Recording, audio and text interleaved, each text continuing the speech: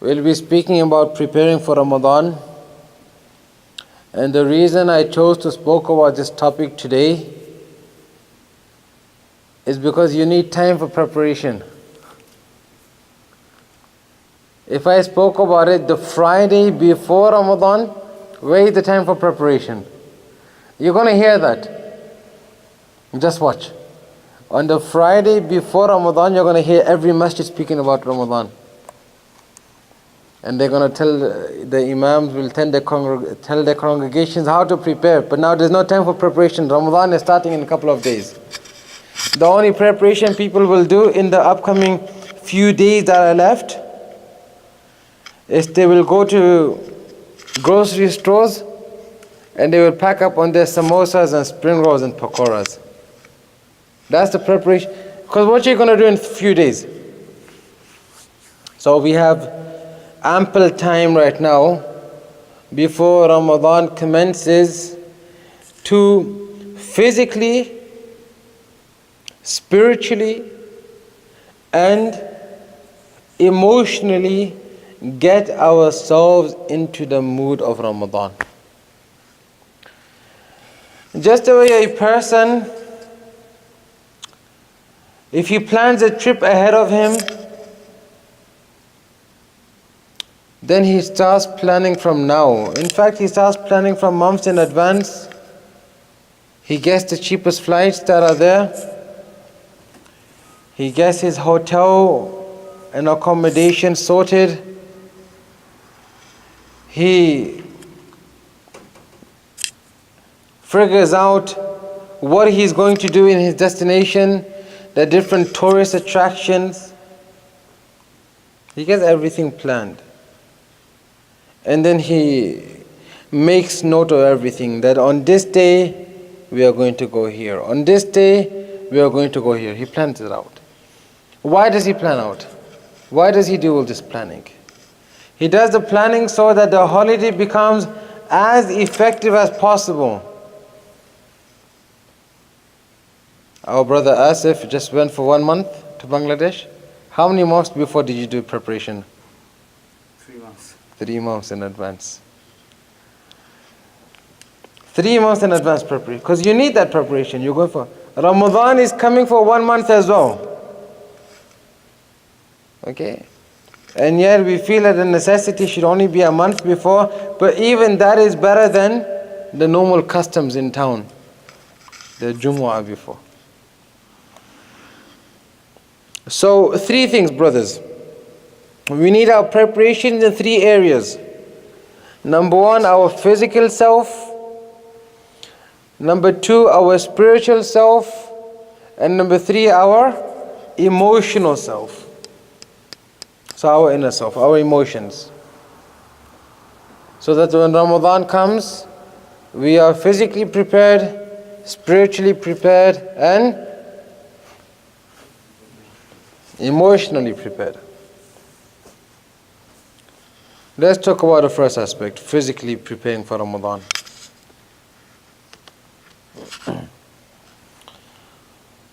First and foremost,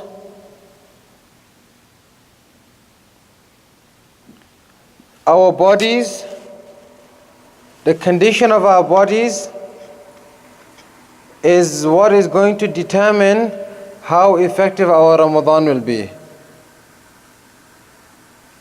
The more fit we are for Ramadan, the more output our body will be able to do in a month of Ramadan. Whether it be fasting, whether it be praying the Taraweeh Salah, whether it be doing the other aspects of Ramadan, the more fit our body is, the more output and contribution it will give to Ramadan, and the more impactful Ramadan would be. What I mean that we physically prepare is first and foremost we begin to decrease on the level of junk that we consume. Why? Because not only is that harmful for our bodies on a day-to-day basis, but is going to become a hindrance in the activities of Ramadan. So you basically cut down on the junk that we consume, the junk food, the food that are not healthy for you. Secondly, even in the month of Ramadan, you maintain that same diet. You maintain that same diet, which will allow you to maintain that momentum that is needed for you to reap the most out of Ramadan. Okay. Another aspect of physically preparing for Ramadan is that if a person has a certain type of illness, a certain type of sickness, if he is on some sort of medication, then one should consult his doctor way before Ramadan starts. We often hear a day before Ramadan starts, people are going to the ulama and they are asking, I am on this medication, what do I do? Okay, you're supposed to have prepared for this way in advance. That yes, you have to take the medication at certain periods of the time or of the day, but before Ramadan, a month in advance, you consult your doctor and you say, listen, my holy month is coming right now and I am going to fast in it. Don't go and ask him, should I fast or should I not fast? You tell him you are going to fast in Ramadan. Okay? Is there an alternative you can provide for me? And believe me, where there's a will, there's a way. Where there's a will, there's a way. The famous saying goes. The Urdu saying. Shall I tell you the Urdu saying? You don't know? जब दिल ही नहीं मानता तो बहाने हजार है. That when the heart is not willing to accept, or when the heart is not willing to put in what is required, then you're going to look for 1,000 excuses. Like this.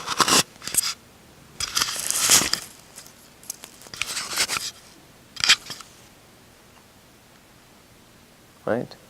So don't go to the doctor and say that, Dr. Saff, should I fast or should I not fast because of my medication? He's going to say, you have a special condition, don't fast. But you need to say to him that I am going to fast. Then he's going to provide you with an alternative. Okay? Yes, of course, if a person's situation is such. Now look, the minbar is not a platform for giving specific verdicts, because that depends on individual circumstances. So you may have a different situation, you may have a different situation, a third person may have a complete different situation.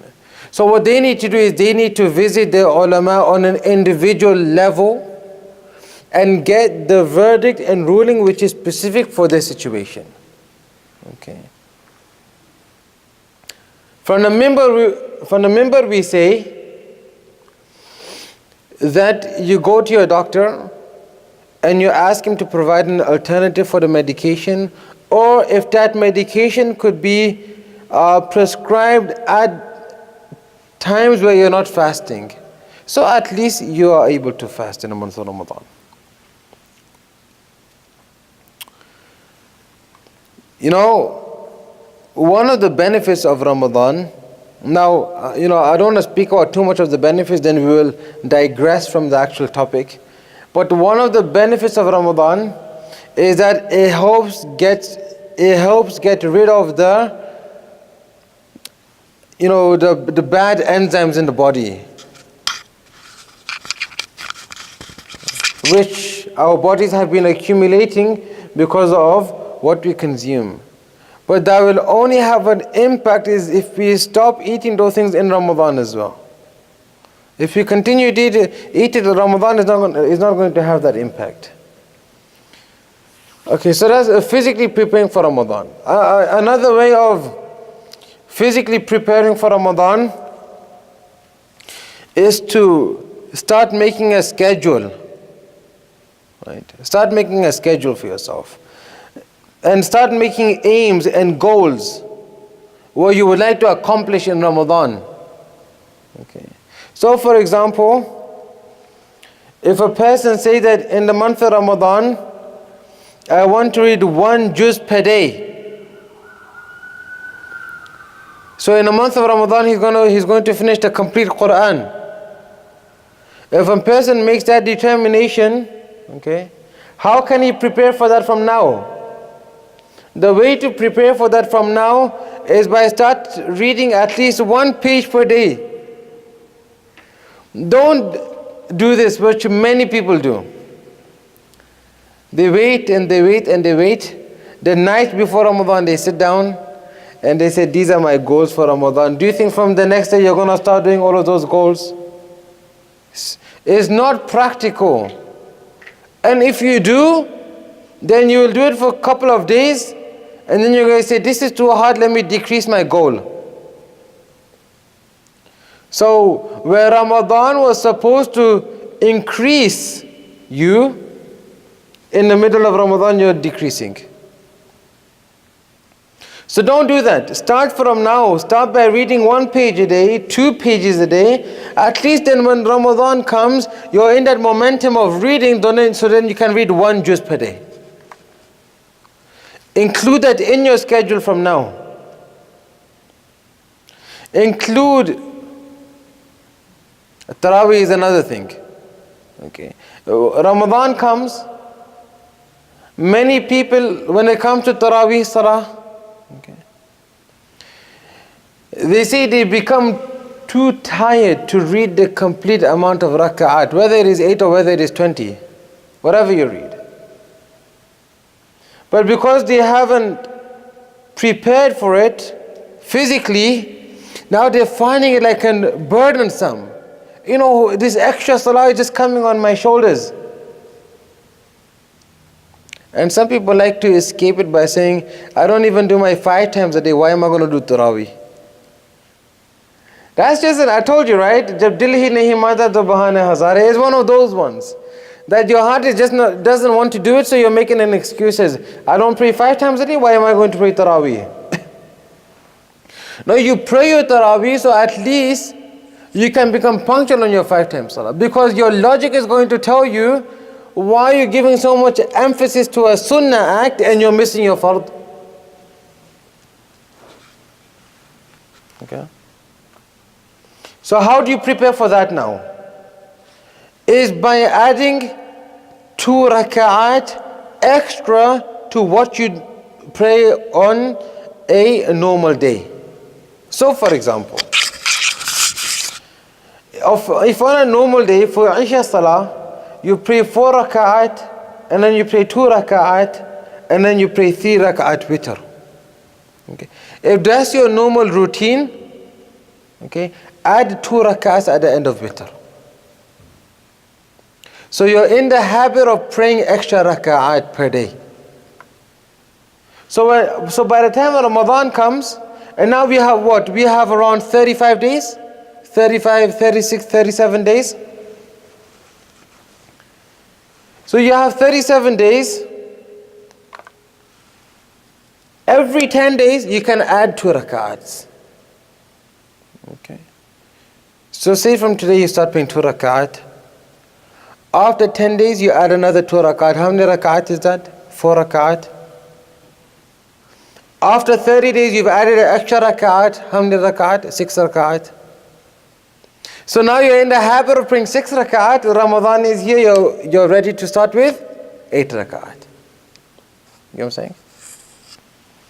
If you're in the habit of praying 4 rak'at fard, and then 2 rak'at sunnah, 3 rak'at witr, 2 rak'at nafil, add an extra 2 to that.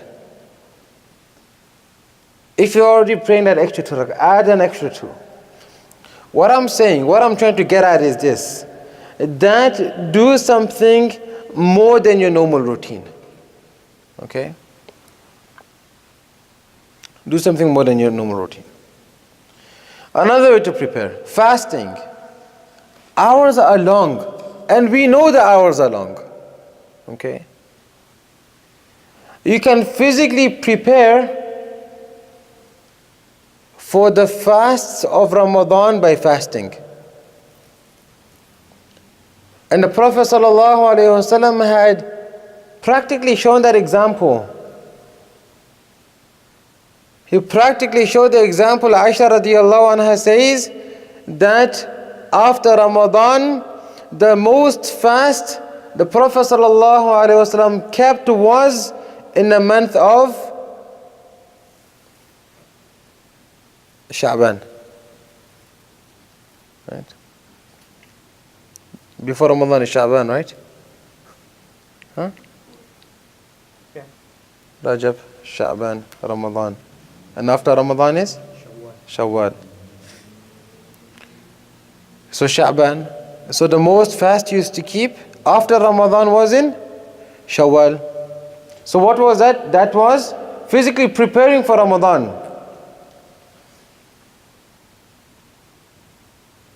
This will get you used to the long days of not eating and drinking. Okay, if you cannot keep, a big portion of Sha'ban, then at least keep Mondays and Thursdays. Okay, Mondays and Thursdays, which is a Sunnah fast, but at the same time you'll also be preparing for Ramadan by getting used to the long fast, that you get the feeling, okay, this is how it's going to be, your body gets adopted to it. If you can't do Mondays and Thursdays, do at least Mondays. Okay, but don't go lower than that. We should at least keep a certain standard, right?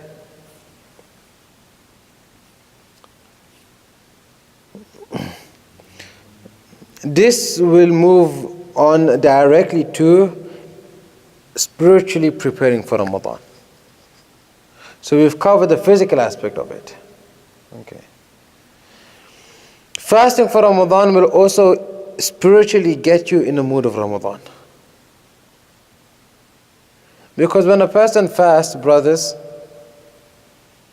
then automatically the system of the body functions in such a way that he becomes more abstinent from sins when a person fasts. Because how does the process work?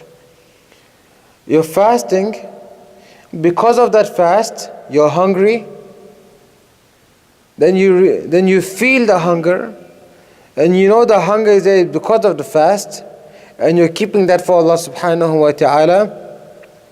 So your now consciousness goes towards Allah subhanahu wa ta'ala because you're feeling that starvation, and whilst you are in this pure state of fasting, you automatically don't want to do anything to displease Allah subhanahu wa ta'ala.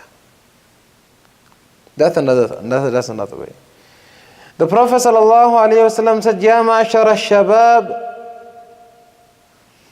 man istata'a minkum al-ba'ata falyatazawwaj, فإنه أغض للبصر وأحسن للفرج ومن لم يستطع فعليه بالصوم فإنه له وجاء. O youngsters, whoever has the capability of getting married, he should do so. And because why? This will lower your gazes and this will protect your private parts. And whoever doesn't have the capability, then he should fast, because the fast will lahu wija'un. This fast will crush his desires. And how is that? Initially, because of the heat of the body, a person will feel more inclined to, releasing that heat that the body is accumulating. But then eventually, when the body adapts to that, it becomes completely, I won't say completely immune, but very, very, distant and far from committing sin. And Imam Ghazali has If you want to read upon this, and Imam Ghazali has spoken about this in Ihya'ul Ulum. In fact, there are two things. There are two things that destroy a human being. And I think there's a hadith to this effect as well. One is the stomach, and one are the private parts. One is the stomach, and one is the private parts. I'm talking about physical destruction, right, which harms the physical body. Spiritually is there anyways.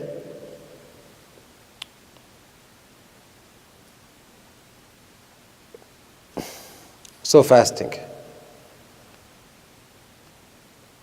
So at least do Monday's fast if you can't do the other fast. Another way of spiritually preparing for Ramadan, remind yourself. Make a calendar. You know, when I was studying in India, in the year 2015 I graduated. Okay. 1 month before my graduation, or I think 2 months before my graduation, I made a calendar. I made a calendar for 2 months. Because I was counting down. I was counting down going home. So each day would go past, I was cross it out. And then obviously you get so busy in your day-to-day activities that you forget to cross it out. But it's just there. As soon as I would go to my room, I still have pictures of those calendars. Every time I would go to my room, I would see those calendars like going home in 2 months. Now going home in 1.5 months. Now in 1 month time, crossing it out. Emotionally preparing myself for going home. So likewise, make a calendar. You have 1 month left now. Like on the 5th of April, make a calendar from 5th of April to 5th of May. 30 days calendar, count down to Ramadan. Okay, this will create an adrenaline. You know what an adrenaline is? When you're experiencing something amusing or exciting for you. You know, internally we go through that excitement. Right? So creating that calendar will create that excitement within you. Will create that motivation. Ramadan is coming, Ramadan is coming, Ramadan is coming. Okay, so you're emotionally prepared. Not that, oh, Ramadan is already here. Right? You're going to hear. Believe me, you're going to hear this. As time goes, a few days left, you know, I said Ramadan is already here. Didn't even feel the time. Because they were not prepared for Ramadan. It's like death, right? Like death. Death comes all of a sudden, people are not prepared. And then when death comes, it's already here. Or when a person becomes ill, and then he becomes terminally ill, and the doctors have given the announcement that he only has 6 months to live,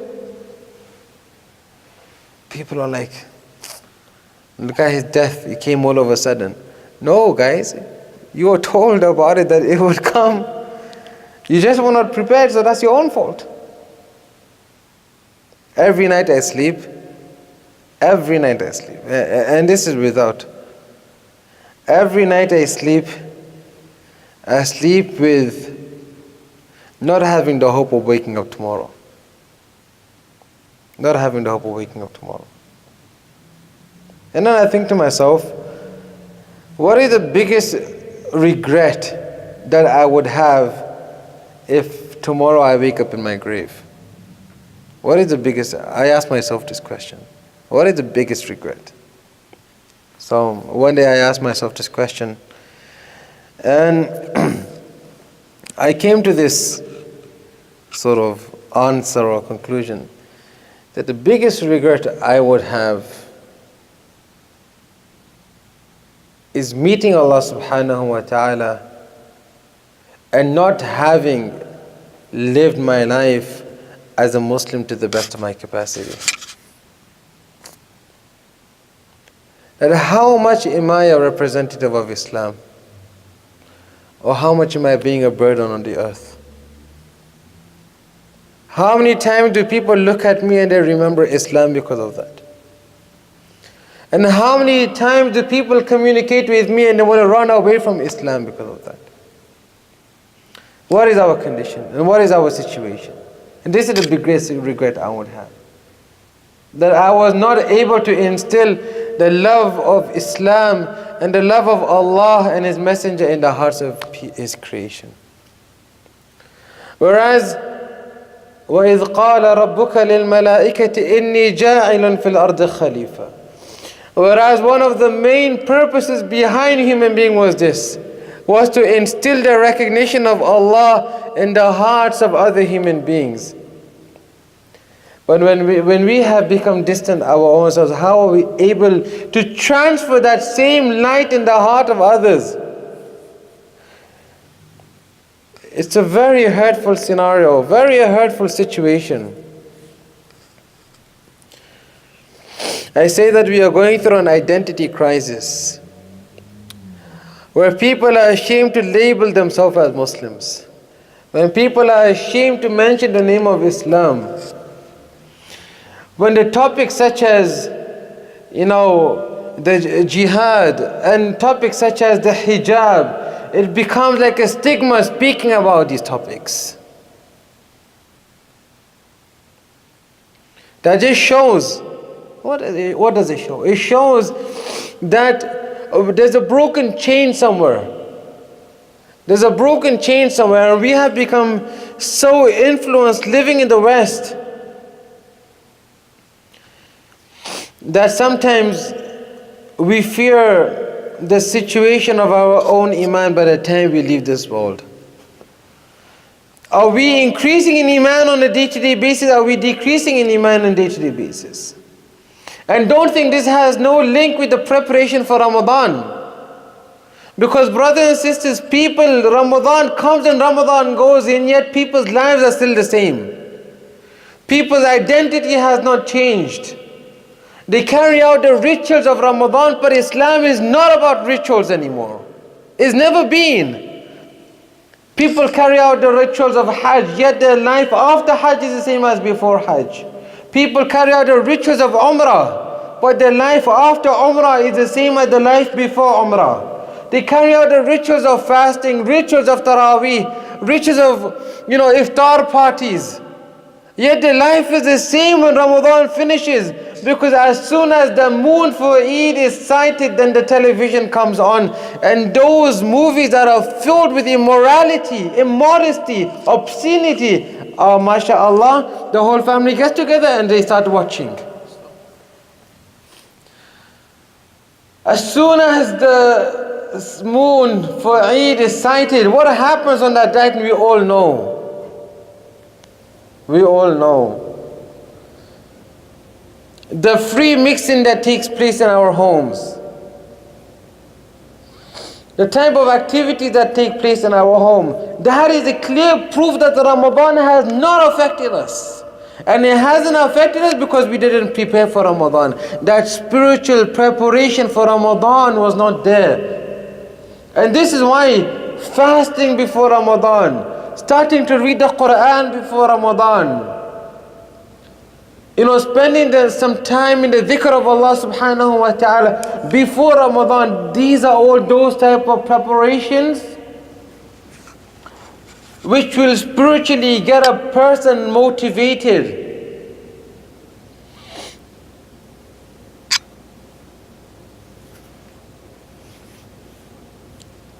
Year after year we're seeing the same things. The Muslim Ummah was supposed to be such that we have a certain aim, we fulfill that aim and we move on. We move on. We move forward. We rise as a Muslim community. But we are seeing year in and year out, the same things are being repeated and the same things are being violated. And this is why the condition of the Ummah remains the same every year. And we don't see that enhancement and that progression. Like in our work fields, for example, we see progression, right? In technology, we see progression. In every other aspect of this dunya, we see people moving forward, we see departments moving forward. When it comes to the Muslim community, we see Muslims staying stagnant, and obviously because of that, Islam will stay stagnant. So when do we come to a decision that this Ramadan is going to be the Ramadan, I implement this and I'll move forward to my next goal? Every Ramadan should have a different goal. But what's happening every Ramadan is having the same goal. Get what I'm saying? If, for example, last year the goal for Ramadan was to read Salah 5 times a day, this year Ramadan should be, along with this 5 times Salah, I'm going to add my 2 rak'at of tahajjud on a day-to-day basis. That's going to be my extra goal for this Ramadan. But last year Ramadan was 5 times Salah. This year Ramadan is 5 times Salah. Is next year going to be 5 times Salah as well? So when do we move forward? When do we get into the next aim? So mentally prepare yourself. Along with the calendar, you make your aims as well. This Ramadan, I'm going to finish 1 juz of the Quran each day.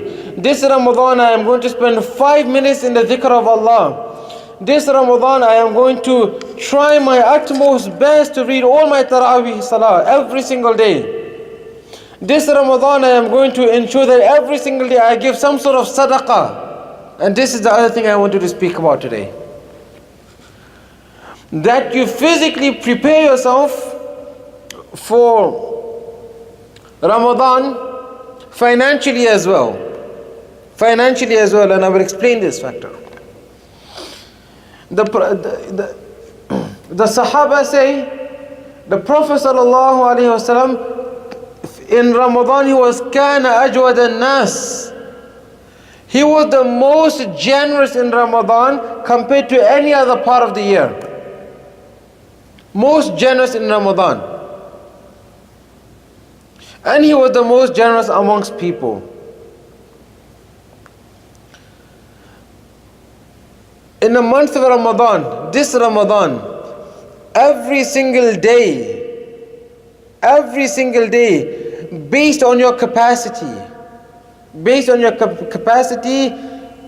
we should be giving some sort of sadaqah. Financially, I'm talking about. And when I say based on your capacity, I say look at your monthly expenses. Okay. Look at your monthly expenses. After paying off your essentials, okay, how much extra do you have from which you can take out some and give to charity or donation in Ramadan? So for example, okay, if you have $3,000